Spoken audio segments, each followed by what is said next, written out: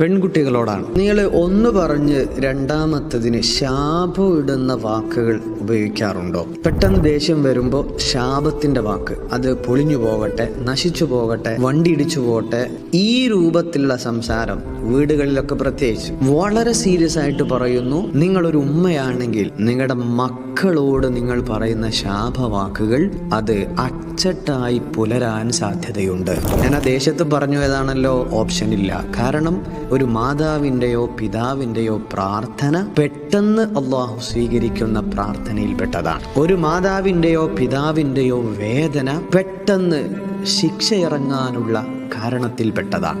അപ്പോൾ മക്കളോടൊക്കെ ദേഷ്യം ഉണ്ടാകുകയും അവരുടെ കൊച്ചു കൊച്ചു കുരുത്തക്കേടുകളൊക്കെ ലോകത്ത് എല്ലാ വീടുകളിലുള്ളതാണ്. അത് നിങ്ങളുടെ വീട്ടിൽ മാത്രമല്ല, ചെറിയ ചെറിയ കാര്യങ്ങൾക്കൊക്കെ ശാപയിടുകയും മക്കളെ വല്ലാതെ കുറ്റപ്പെടുത്തുന്ന സംസാരങ്ങളൊന്നും അത് ദീനിയല്ല.